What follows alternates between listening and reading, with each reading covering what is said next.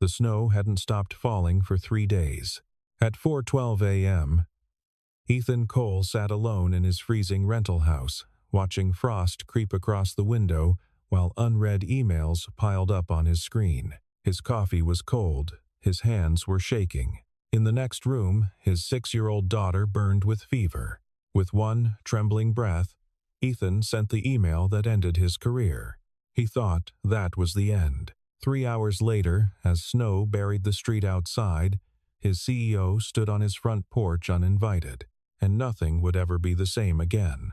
Denver at 4 in the morning looked like the end of the world. Ethan Cole pressed his forehead against the icy window, watching the snow fall in sheets so thick he couldn't see the streetlight across the road. Behind him, his laptop screen cast a sickly blue glow across the cramped living room. The heating had clicked off an hour ago again, and his breath came out in small clouds. The coffee in his mug had gone cold 2 hours earlier. He hadn't noticed. On the screen, red notification after red notification climbed into triple digits. System alerts. Database warnings. Angry emails from Victoria Blackwood, CEO of Datacrest Technologies, each subject line more aggressive than the last. Critical. Production server down. Where are you? Final warning. Board meeting in 4 hours. Ethan's hands hovered over the keyboard. He knew the fix, knew exactly which line of code had failed, which backup protocol hadn't triggered. He'd built that system from the ground up 3 years ago, back when his wife Sarah was still alive, back when he still believed he could balance everything, back when Mia didn't spend every night asking why Daddy was never home. From the bedroom down the hall came a wet, hacking cough that made his stomach twist. He'd given Mia the last dose of children's ibuprofen at midnight. Her fever had been 103.4. Now it was almost dawn, and he had no idea if it had broken or climbed higher. The phone on the table buzzed. Another call from Victoria's direct line. The 4th one tonight. He let it ring out. Ethan rubbed his eyes until he saw stars. The numbers on the screen blurred together. Server uptime percentages. Response codes. Revenue lost per minute of downtime. Datacrest processed financial transactions for 43 major banking institutions. Every second the system stayed offline cost the company thousands of dollars. Every minute edged them closer to breach of contract penalties. And Ethan was the only person alive who could fix it in under an hour. His laptop camera light blinked green. Someone was trying to video call him. He closed the window without answering. 3 years.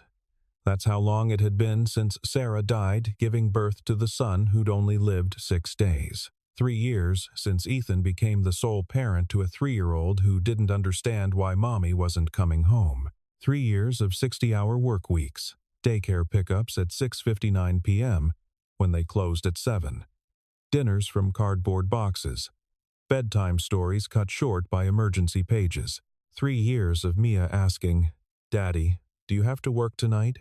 3 years of saying yes. Another cough rattled from the bedroom. Deeper this time. Wet. Ethan's hands started shaking. He pushed back from the desk, chair legs scraping against cheap linoleum. The hallway was dark and cold.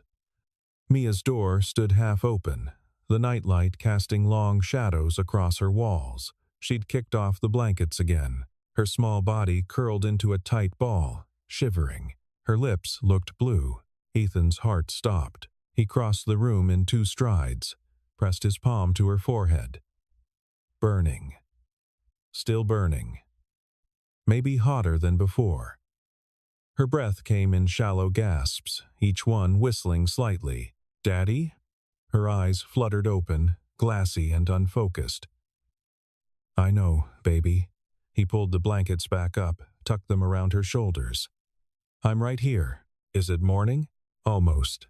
Do you have to go to work?" The question hung in the freezing air between them.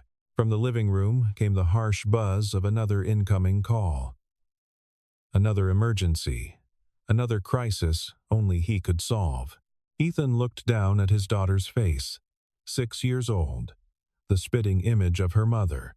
Sick, scared, alone. Always alone. No, he whispered. I don't. Ethan sat in the dark living room, Mia finally asleep against his shoulder, her fevered forehead pressed into the hollow of his neck. Outside, the snow had begun to taper off. But the damage was done. 2 feet of it buried the street, the sidewalk, his rusted Honda Civic. The laptop screen glowed in front of him. He'd silenced his phone an hour ago. 23 missed calls, 14 voicemails, 37 unread emails. He opened a new message. Typed 3 words into the subject line, letter of resignation. His fingers hovered over the keys. He'd rehearsed this moment 1,000 times in his head. Imagine drafting a professional 2 weeks' notice letter, full of corporate pleasantries and gratitude for opportunities received. Imagined sitting down with Victoria Blackwood in her glass-walled office, shaking hands, maintaining his dignity. But that was before Mia's fever spiked, before he realized he'd missed her school play last week, before he found himself explaining to a 6-year-old why Daddy couldn't read bedtime stories anymore because emergencies never sleep. Ethan began to type. Victoria, effective immediately, I resign from Datacrest Technologies. I will not be providing 2 weeks' notice. I will not be fixing tonight's server failure. I will not be answering any further calls or emails. For 3 years, I've given this company everything. Every late night, every weekend, every moment I should have spent with my daughter. And for what? So you could threaten me when I dare to prioritize her health over your board meeting? My daughter is sick. She's 6 years old, and she's burning up with fever, and I'm done choosing server uptime over her welfare. Find someone else to be your machine. Ethan Cole. He read it once, didn't edit, added the entire HR department to CC, added the board of directors, added every executive who'd ever sent him a 2 a.m. Slack message. His cursor hovered over the send button. This was career suicide. He'd be blacklisted from every tech company in Denver. 3 years of work, of building reputation, of proving himself after Sarah died, all of it gone in one email. Mia stirred against his shoulder, mumbled something in her sleep. Her forehead still burned against his skin. Ethan clicked send. The whoosh sound felt like jumping off a cliff. He closed the laptop, unplugged his phone, carried Mia back to her bedroom and tucked her in properly this time, with 3 blankets and her stuffed elephant pressed into her arms. He checked her temperature again, 102.8. Still high, but lower than before. Progress. Ethan returned to the living room and stood at the window. The snow had stopped completely now. The street lay buried under white silence. No cars, no movement, just the soft orange glow of streetlights reflecting off untouched drifts. For the first time in 3 years, his phone wasn't ringing. For the first time in 3 years, no one needed him to fix anything. For the first time in 3 years, Ethan Cole went to sleep without setting an alarm. The pounding on the door started at 7:43 a.m. Ethan jerked awake on the couch, disoriented.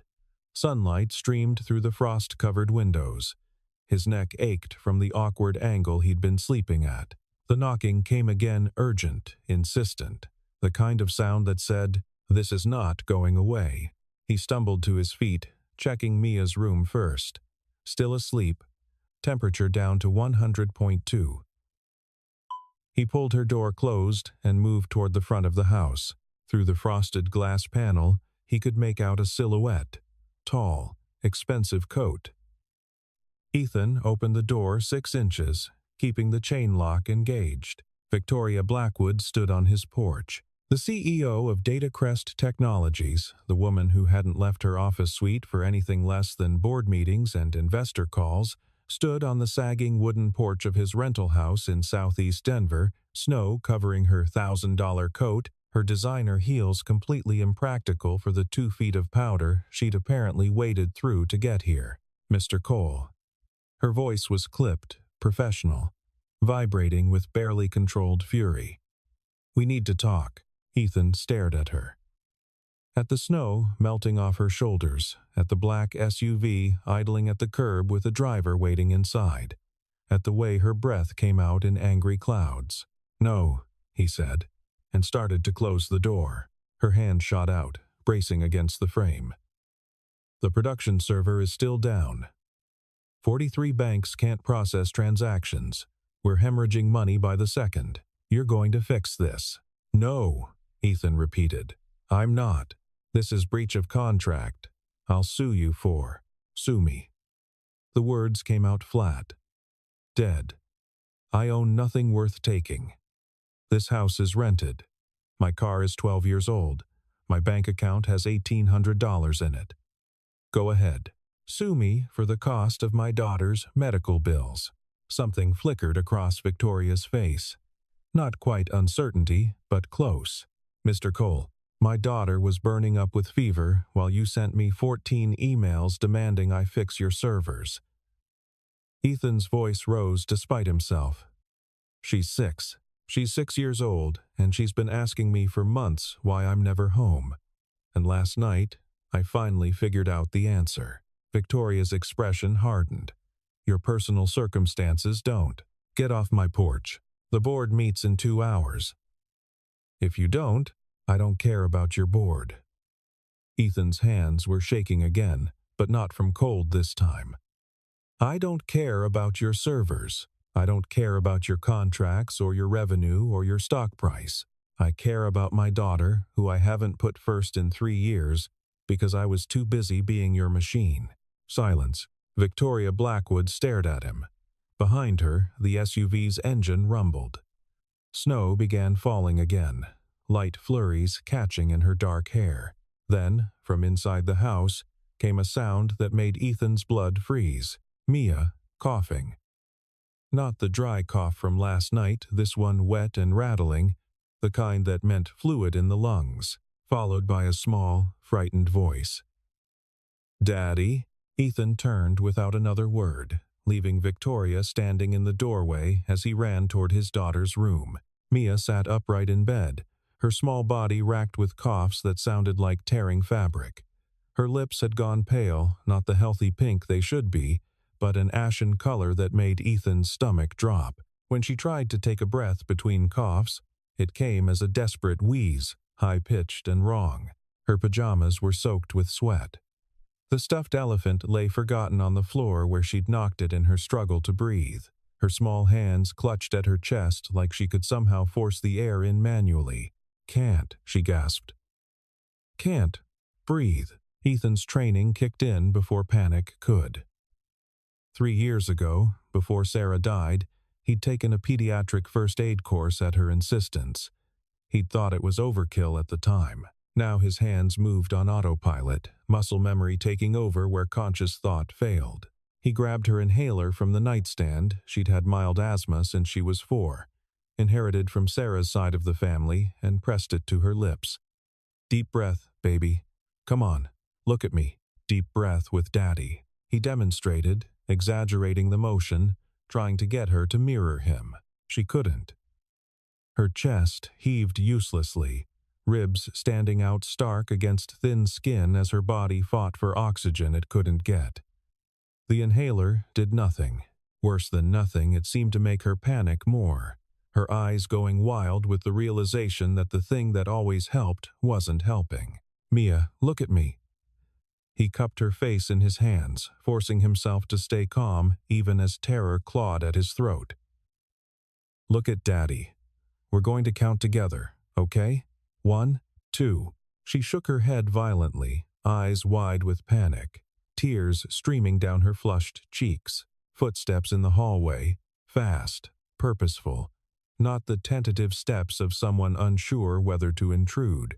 Ethan looked up to see Victoria Blackwood standing in the doorway of his daughter's bedroom, still wearing her snow-covered coat, water pooling on the cheap carpet beneath her ruined designer heels. She was staring at the scene with an expression he'd never seen on her face before in 3 years of working under her command. Uncertainty. Raw, unguarded uncertainty.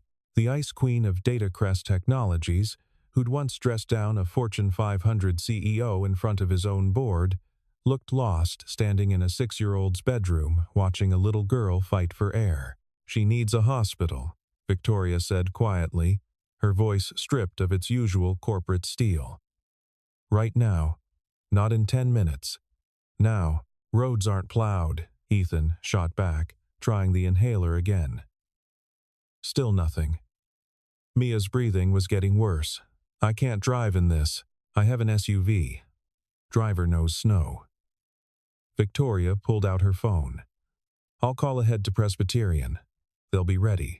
Ethan stared at her. This was Victoria Blackwood, the woman who'd once made a senior engineer cry in a meeting, who'd fired 3 directors in one day, who ran Datacrest like a military operation with zero tolerance for weakness, and she was offering to help. Mia coughed again, this time bringing up phlegm tinged with pink. Decision made. Go, Ethan said. Start the car. Victoria was already moving, phone to her ear, barking orders at someone on the other end as she disappeared down the hallway. Ethan wrapped Mia in her blankets, grabbed her elephant, and carried her through the house. She'd stopped trying to breathe normally now, just taking short, desperate sips of air. Her fingers dug into his shirt. The SUV's back door stood open. Victoria sat in the front passenger seat, still on the phone. Ethan climbed in with Mia, and the driver, a gray-haired man with steady hands, pulled away from the curb before the door fully closed. Pediatric ER is waiting, Victoria said without turning around. ETA, 12 minutes. The SUV navigated the snow-choked streets with practiced ease. Ethan held Mia against his chest, counting her breaths. 12 per minute, then 10, then 8. Victoria's phone buzzed. She glanced at the screen, and her jaw tightened. The board meeting starts in 90 minutes. They're demanding answers. Then tell them, Ethan started. I'm telling them nothing.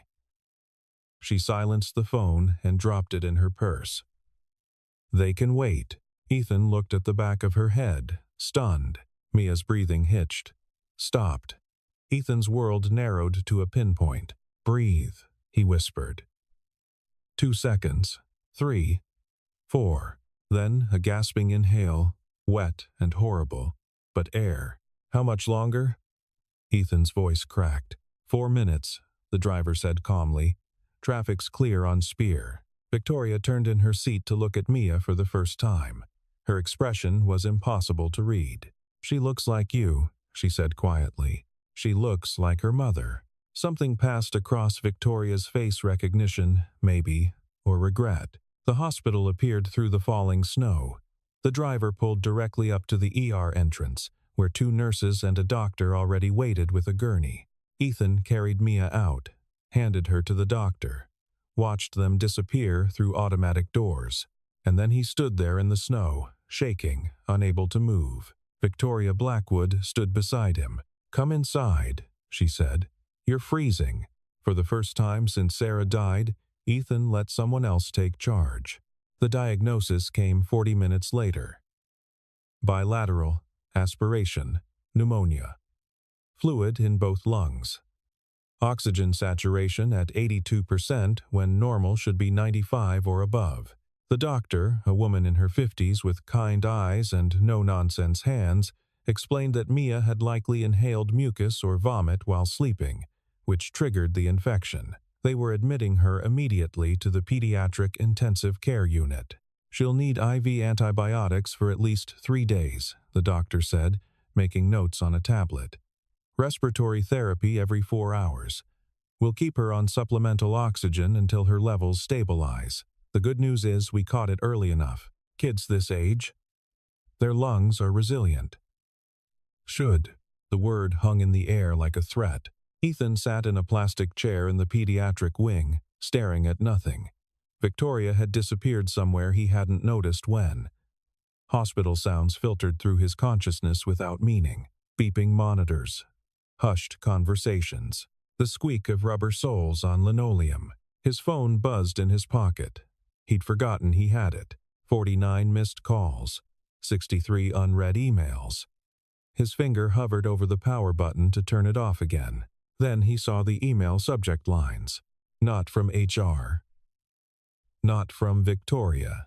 From the board of directors. From banks. from regulatory agencies. Emergency.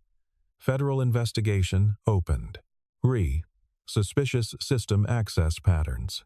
Urgent. Embedded malware detected. Ethan's blood went cold. This wasn't just a server failure. Someone had sabotaged the system. And from the timestamps on the malicious code execution, it had happened during his shift while he was home with Mia. His access credentials, his security clearance, his digital signature all over the breach. He scrolled through the forensic logs, hands shaking for a different reason now. The attack was sophisticated. Targeted. Someone had used his VPN token to bypass every security layer he'd built, but Ethan had been offline for hours.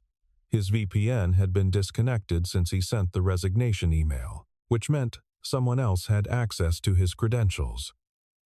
Someone inside Datacrest. Mr. Cole? He looked up. Victoria stood there holding 2 cups of terrible hospital coffee. She looked different somehow.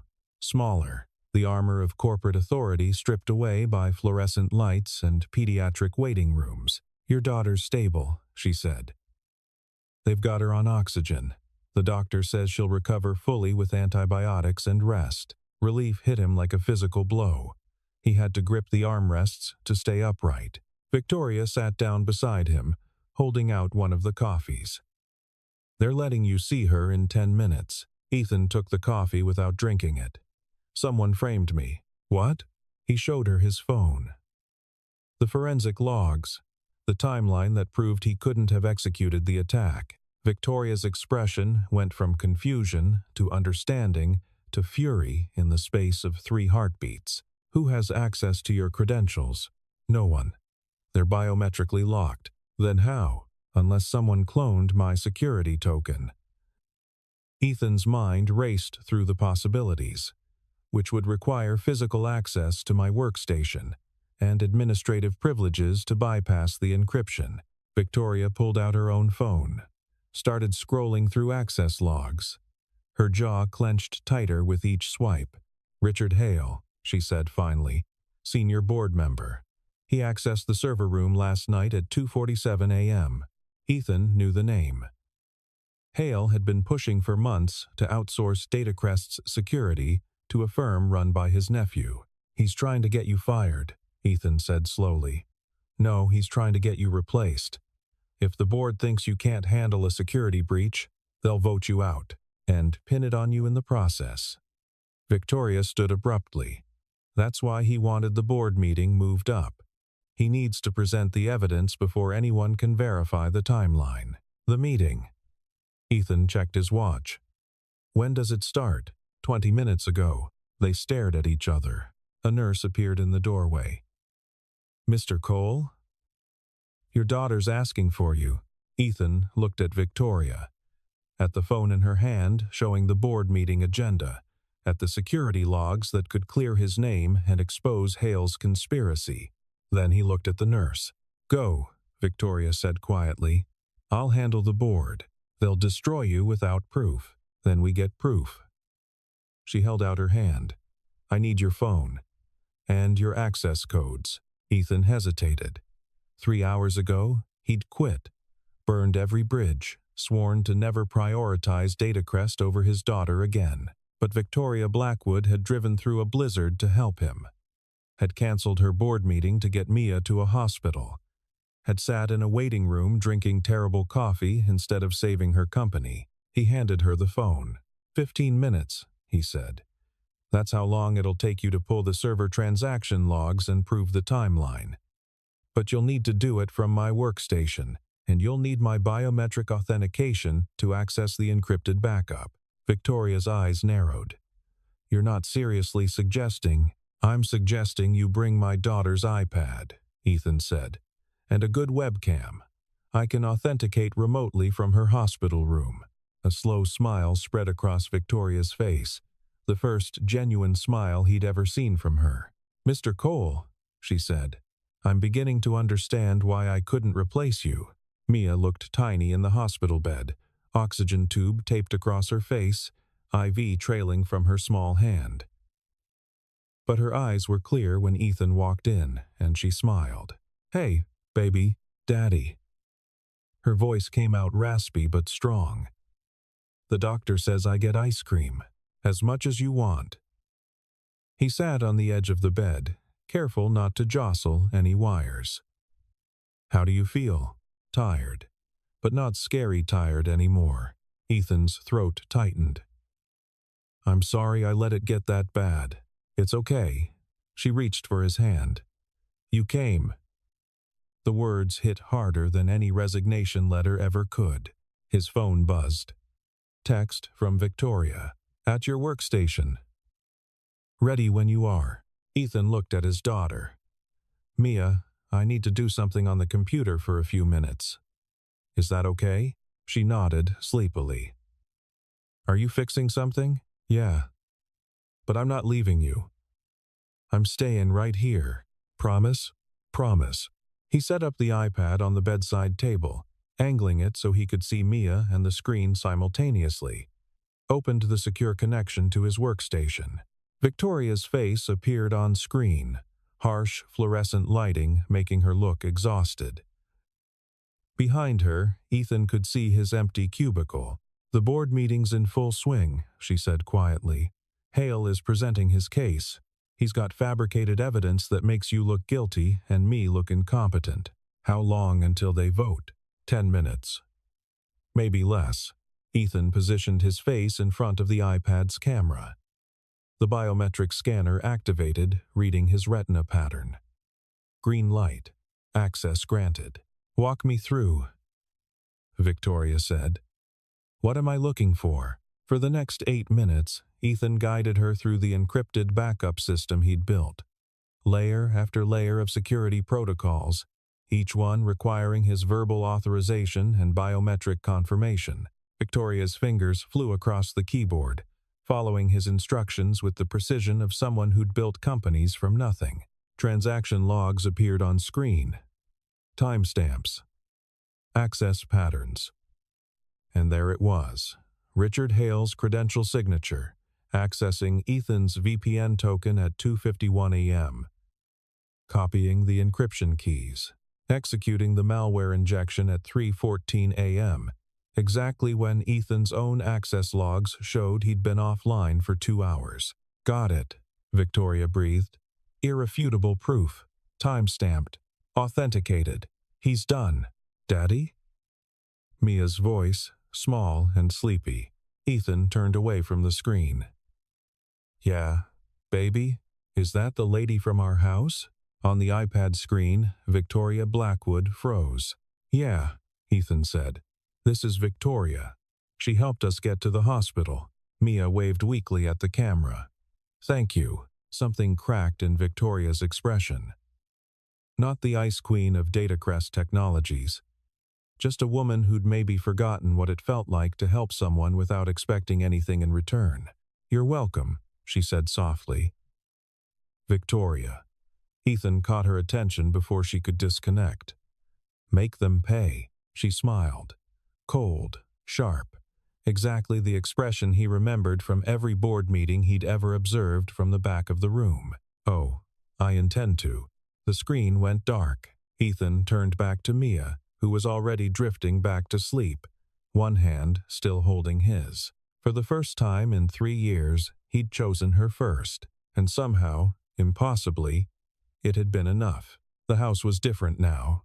Warmer. Not just because Ethan had finally fixed the temperamental heating system, though he had, along with the leaky faucet in the bathroom and the loose floorboard in the hallway that Mia always tripped over.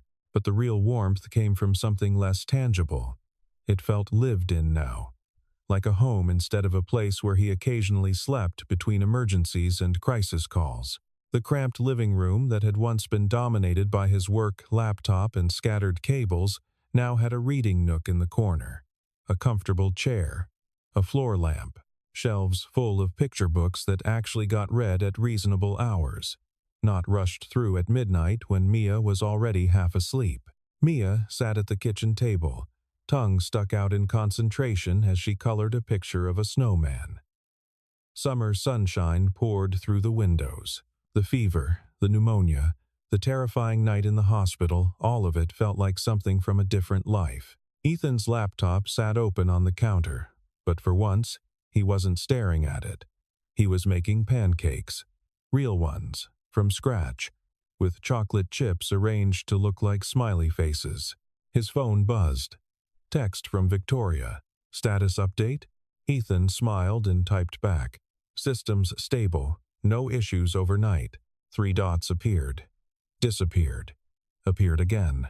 Good. See you at the office Monday? After I drop Mia at camp. 9:30. Perfect. Oh, Hale's sentencing is Tuesday. Thought you'd want to know. Ethan had almost forgotten. Richard Hale, former board member, convicted of corporate sabotage and attempted fraud. The trial had been quick once the evidence went public. 15 years in federal prison. I'll be there. He set the phone down and flipped the pancakes. Daddy, is Victoria coming over again? Mia asked without looking up from her coloring. Probably not this weekend. Why? I like her. She's funny. Ethan smiled. Victoria Blackwood, Ice Queen of Datacrest Technologies, described as funny by a 6-year-old. The same Victoria who'd restructured his entire employment contract after the board meeting, making him director of security with flexible hours, remote work privileges, and a mandate to build a proper team so he'd never have to be the single point of failure again. The same woman who'd personally fired 3 managers who'd been sending their teams non-emergency emails after 7 p.m., with a company-wide memo about work-life balance that had gone viral in the tech industry. The same Victoria who'd shown up at Mia's hospital room 3 days after the pneumonia diagnosis with a stuffed elephant twice the size of the original, and who'd somehow ended up staying for 2 hours, reading picture books in a corner chair, while Mia dozed and Ethan answered emails. Who'd brought coffee. Real coffee, not the hospital cafeteria sludge. Who'd sat there in her business suit looking completely out of place among the colorful murals and beeping monitors. And who'd read Where the Wild Things Are, with the same intensity she brought to quarterly earnings calls. The same Victoria who now texted him every Friday evening to confirm he was actually leaving work at 5 like he was supposed to. She is funny, Ethan agreed. In her own way.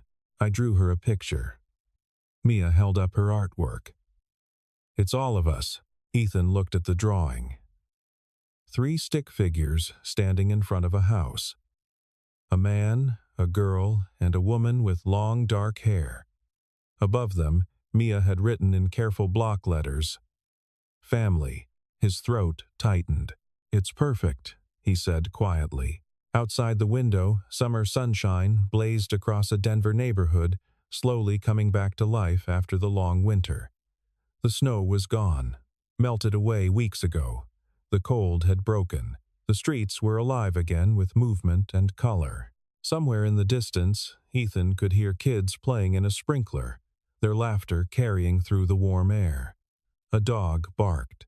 An ice cream truck's tinny music drifted past. The world had kept turning. It always did.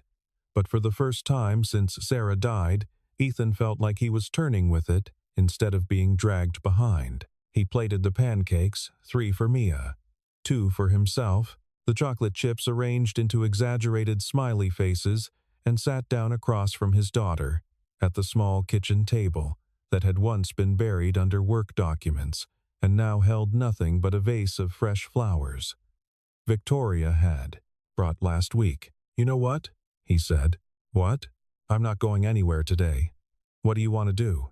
Mia's face lit up like she'd been given the world. Like every Christmas morning and birthday wish rolled into one moment. Really? The whole day? The whole day.